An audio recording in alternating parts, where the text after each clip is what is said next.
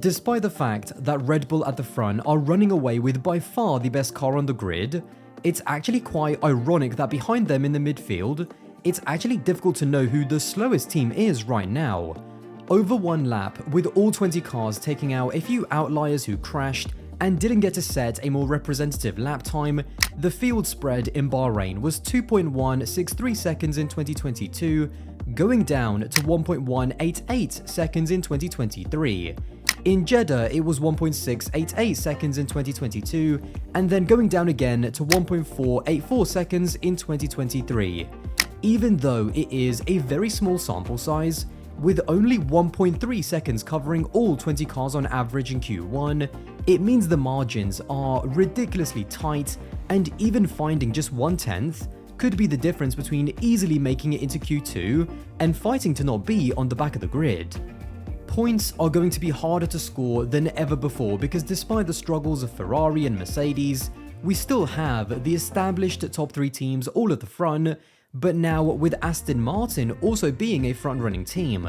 That means that theoretically, if all of the top 4 teams just get to the end with no problems, then there's only really going to be 2 points-paying positions for the other 6 midfield teams to try and scrap it out for. When one of the top 4 teams do trip up, like with Leclerc and Stroll retiring in Bahrain and Jeddah, it represents an even more crucial opportunity to score points beyond the 1 and 2 that you get for finishing in 9th and 10th.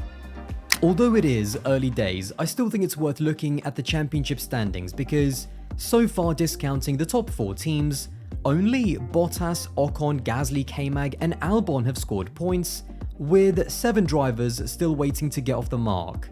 But even then, Bottas and the 2 Alpine drivers are only on 4 points each, which on the face of it isn't exactly mind-blowing. At this stage last year, after just 2 races, we had Ocon on 14 points, Magnussen on 12, and Bottas on 8. But it just shows that during these early stages of the season, just scoring those single-digit points and finishing in 10th or 9th is almost like a win for some of these teams compared to the last few years.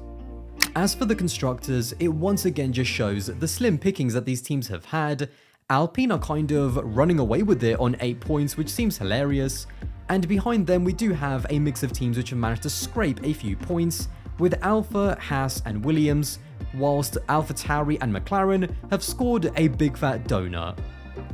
As far as Alpine, I think they're the only team that I can discount with a moderate amount of confidence that they're not going to be the slowest team in 2023. Realistically, I think they're comfortably the best of the rest right now, which this season puts them 5th best. In qualifying, they're actually quick enough over one lap and on the right day to actually pick off one of the drivers in the top 4 teams. In Bahrain, Ocon qualified just a 10th behind Stroll, and in Jeddah, Ocon actually outqualified Hamilton by 2/10. Over a race distance, it's not something that they can sustain, but it does mean that theoretically, as long as their drivers don't bottle it in qualifying like Gasly did in Bahrain, or start getting penalties for fun just like Ocon did in Bahrain, they should lock out the rest of the points-paying positions pretty much in every race. Given that Gasly scored in race 1, and then both drivers finished in the points last time out, the challenge for this team will be exactly what we thought going in, keeping the fiery French heads very much on their drivers' shoulders so that they don't start crashing each other off the road at the expense of the team. Easy, right? Once again, I am also going to be the McLaren defender yet again. Now, yes, I know that McLaren are still last, I know that they had a double DNF in race 1, I know that Lando bottled it for probably the first time in his F1 career during quali in Jeddah, and I know that by Oscar making contact with Pierre on lap 1, it inadvertently sent debris flying which hit Lando's car and basically ruined the race for both McLaren drivers before they even made it to the second corner. Despite all of that, I still don't think it's as bad as it looks for McLaren. Over one lap, Lando just missed out on Q3 in Bahrain by qualifying in P11, and Oscar in Jeddah actually did get into Q3 and outqualified Gasly. The strange thing about McLaren is that there has been so much talk about how bad the team and their car has been. Going into the season, the team actually admitted to starting on the back foot, and then very recently they actually fired their technical director James Key and replaced him with 3 people, it seems, which I have very mixed feelings about, but that's a discussion for another day. And yet despite all of that, even though we know the McLaren is bad, we still don't actually know how bad, because we haven't actually seen that car have a clean race. I still think that with the 2 top quality drivers that they have in Norris and Piastri, and the small bit of potential that they have shown, once they stop being their own worst enemy, I actually think that we'll see them fighting with the Alpines. That is why, as bad as things look now, and they look pretty abysmal at this point, I'm still gonna stick my neck out and say that I do expect McLaren to turn things around and do okay in 2023. However, after that, when it comes to Alfa Romeo, Haas, Williams and AlphaTauri, I really don't think that at this stage of the season, we actually have a definitive worst team on the grid. Last year, it was pretty obvious that, despite a few points finishes by Albon, the Williams was comfortably the worst car from start to finish. But now it seems that more than ever, it's not just about who has the fastest car, but more so which team, driver and car combination just strings everything together on the day. I think this puts even more pressure on the drivers and teams to get everything right, and already I think we've seen, for example, how an inexperienced driver making a costly error has been exposed even more. Logan Sargent in Jeddah was very unlucky to get caught out in having a lap time deleted due to touching the white line on the pit entry, and despite his deleted lap being good enough to comfortably get him into Q2, on his last do or die lap where all of the pressure was on him to deliver, he bottled it into turn 1, and that was that. In the case of AlphaTauri, this time it was actually the team who set their rookie driver Nick de Vries on the back foot. Nick was the only driver on the grid who had never previously driven in Jeddah in either Formula 1 or the lower formulas. And in FP3, a car issue kept him out for the entire session, meaning that the least experienced driver around one of the hardest F1 tracks on the calendar went into qualifying with the least amount of practice. In the end, he qualified down in P18, which was pretty much race over before it even started.